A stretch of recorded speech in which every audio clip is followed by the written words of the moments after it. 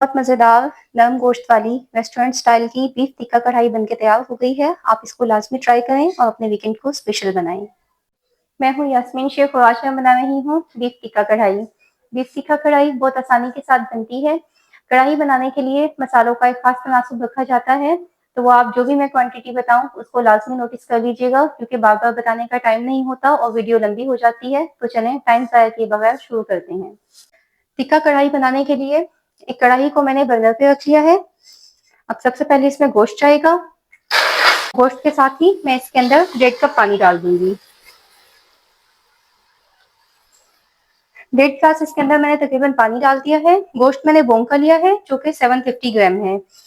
ये बहुत ही स्पेशल, बहुत ही मजेदार कढ़ाई बनती है, इसीलिए मैंने इंसिस्ट किया था कि मुझे बोन का ही गोश्त चाहिए क्योंकि मुझे बोन का गोश्त पसंद है, मेरी फैमिली को भी ये पसंद आता है। और ये आप मटन में नहीं बनाना क्योंकि ये बीफ के यूनिक टेस्ट के साथ ही बनती है। अब यहाँ पे मैंने प्याज ली है और टमाटर लिए हैं। प्याज मैंने ली है 2 मीडियम साइज की और उनको बारीक स्लाइसेस के अंदर कट कर लिया है और साथ ही मैंने 4 मीडियम साइज के टमाटर लिए थे और उनको भी कट कर लिया है। अब प्याज को, टमाटर को गोश्त के साथ एक बार मिक्स करेंगे। साथ ही इसके अंदर मैंने नमक लिया है। नमक मैंने हाफ टी स्पून से कम लिया है।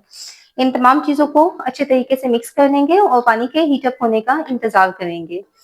सबसे पहले टिक्का कढ़ाई के अंदर गोश्त को टेंडर किया जाता है और उसके बाद बाकी मसाला डाला जाता है। अगर आप इस पॉइंट के ऊपर ही यानी शुरू के अंदर ही तमाम मसाले डाल के एक ही साथ चीजें चढ़ा देंगे तो फिर उसका मसला ये होगा कि उसमें वो टेस्ट नहीं आ पाएगा, क्योंकि चिकन के साथ तो ये होता है कि वो जल्दी टेंडर होता है, तो उसके अंदर हम जब भी मसाला डाल दें तो उससे इस बात से कोई फर्क नहीं पड़ता। लेकिन बीफ के अंदर चूंकि हमने उसको पहले टेंडर करना होता है तो इसीलिए मसाला जब भी आप बीफ की कढ़ाई बनाएं या बीफ का कोरमा बनाएं तो आपने जो मेन मसाला होता है वो उसको टेंडर करने के बाद ही डालना है। अच्छा, पानी मुझे थोड़ा सा कम लग रहा था, पानी मैं इसके अंदर थोड़ा सा ज्यादा डालूंगी क्योंकि ये बीफ है। इसको वेट लगाऊंगी मैं 20 मिनट का। इसके अंदर मैंने 1.5 ग्लास पानी डाल दिया है। आप देखिए तमाम चीजें डिप हो गई हैं। टमाटर को मैंने 2 के अंदर इसलिए कट किया था क्योंकि इस तरह से जब टमाटर नरम हो जाएंगे तो इनकी स्किन आसानी से रिमूव हो जाएगी। कढ़ाई के अंदर जब भी छिलका आता है टमाटर का तो वो एक अच्छा इम्पैक्ट नहीं छोड़ता, तो आपने इसी तरह करना है कि टमाटर का पेस्ट बना के डाल दें अगर चिकन की बना रहे हैं। लेकिन बीफ की बना रहे हैं तो ये आसानी से ही नरम हो जाएंगे टमाटर और बाद में इनकी स्किन रिमूव हो जाएगी।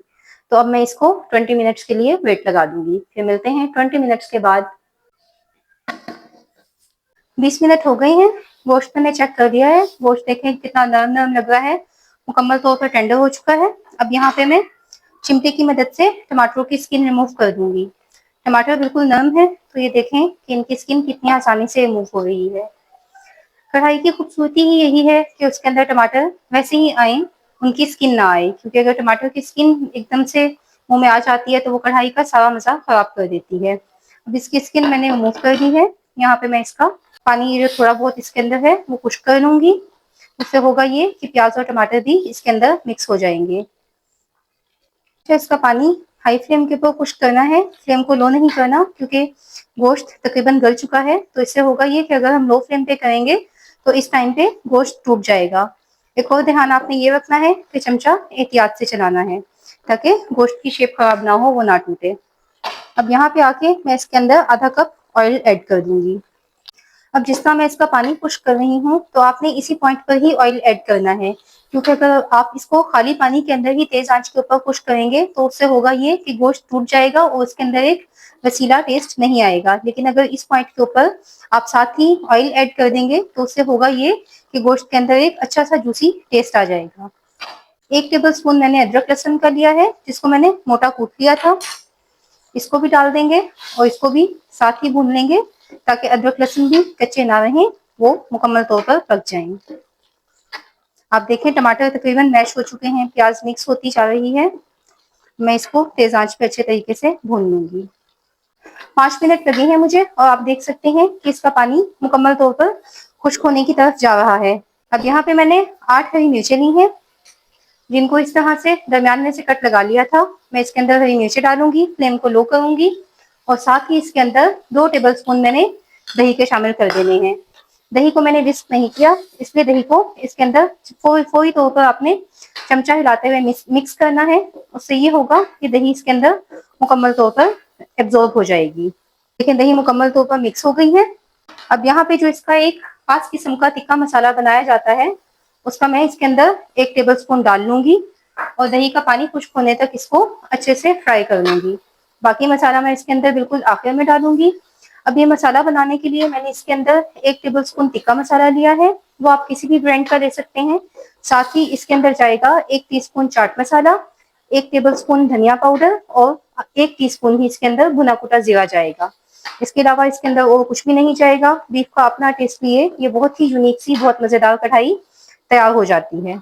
मैं दोबारा से रिपीट कर रही हूँ कि मसालों के अंदर मैंने 1 tablespoon tikka masala, 1 teaspoon chaat masala, 1 tablespoon इसके अंदर दरदरा कुटा हुआ और भुना हुआ धनिया और 1 टीस्पून मैंने इसके अंदर भुना कुटा जीरा शामिल किया है। अगर आपने नहीं नोट किया तो आप इसको नोट कर लें। अब मैं इसको ऑयल सेपरेट होने तक अच्छे से इसकी भुनाई कर लूंगी।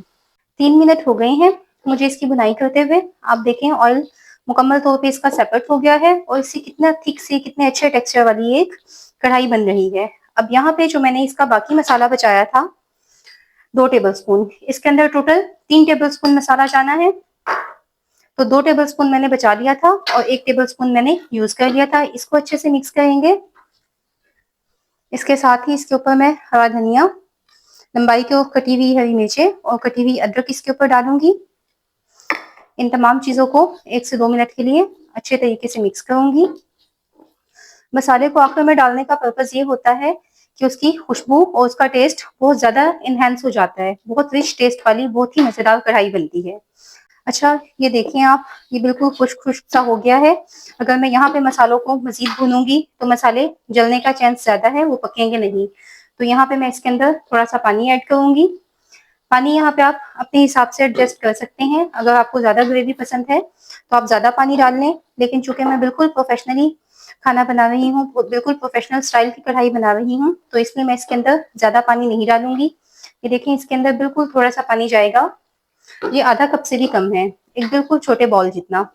अब इसको हम यहाँ पे मीडियम फ्लेम के ऊपर थोड़ी देर के लिए इसकी भुनाई करेंगे ताकि मसाले मुकम्मल तौर पर इसके अंदर पक जाएं। लेकिन 2 मिनट मैंने इसकी बुनाई की है और कढ़ाई अब बिल्कुल उसी शक्ल में वापस आ गई है जिस शक्ल में मैंने इसके ऊपर पानी ऐड किया था। लेकिन फर्क इसके अंदर ये है कि मसाले मुकम्मल तौर पर पक चुके हैं और उनका बहुत प्यारा अरोमा, बहुत ही अच्छा सा रिच फ्लेवर गोश्त के अंदर मुकम्मल तौर पर आ चुका है। अब यहाँ पे मैं फ्लेम को ऑफ कर दूंगी।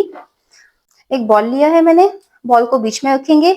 ये टिक्का कढ़ाई है तो इसको टिक्के का टेस्ट देने के लिए मैं इसके अंदर लाजमी कोयले का स्मोक दूंगी। अब मैंने एक कोयला दिखा कर रख दिया था, इसको दूसरे बर्नर पे रखा हुआ था और ये मुकम्मल तौर पर दहक रहा था। अब इसके ऊपर मैं चंद कतरे ऑयल के डालूंगी।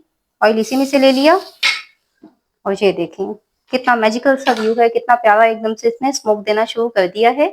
अब इसकी तमाम धुआं इसके अंदर जज्ब हो जाएगा और कढ़ाई का टेस्ट बिल्कुल अलग और हटके हो जाएगा। अच्छा चारकोल का आपने जब भी इसको स्मोक देना है किसी भी कढ़ाई को या किसी भी खाने को, बारबेक्यू को, तो आपने 2 मिनट से ज्यादा नहीं देना, क्योंकि 2 मिनट इसका बिल्कुल परफेक्ट टाइम होता है।